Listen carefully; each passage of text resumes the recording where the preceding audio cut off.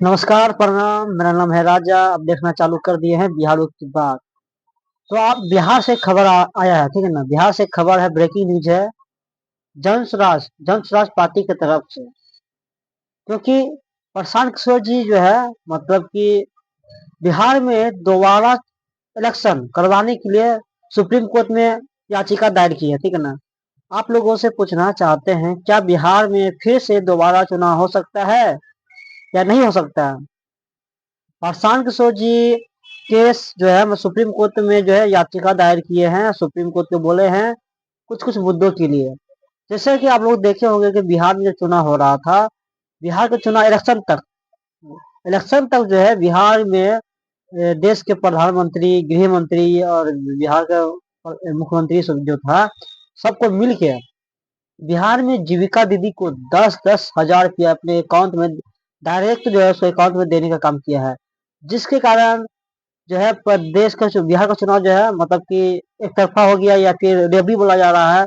चुनाव जीतने के लिए कुछ भी किया जा रहा है लोगों को, मतलब कि कुछ भी करने के लिए मजबूर किया जा रहा है। पूरा जो भी पैसा है पूरा चुनाव जीतने के लिए सरकार जो है मतलब लगा रहा है, जिससे चुनाव का माहौल कुछ और ही चल जाता है, ठीक है ना।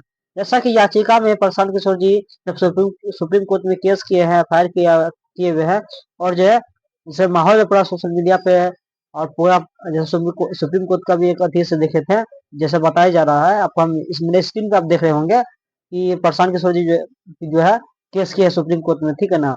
और दोबारा चुनाव करवाने के लिए सुप्रीम कोर्ट के बोले हैं।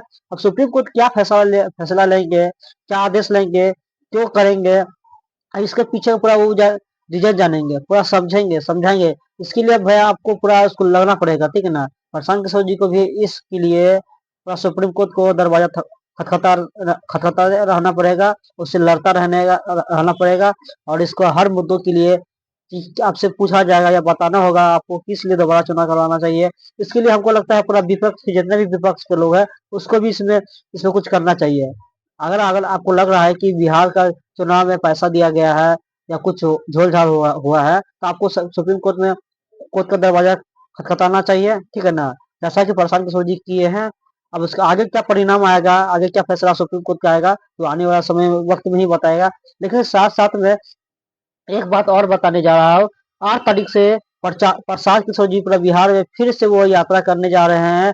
शुरू में पश्चिम चंपारण से चंपारण जाएंगे, उसके बाद पूर्वी चंपारण आएंगे।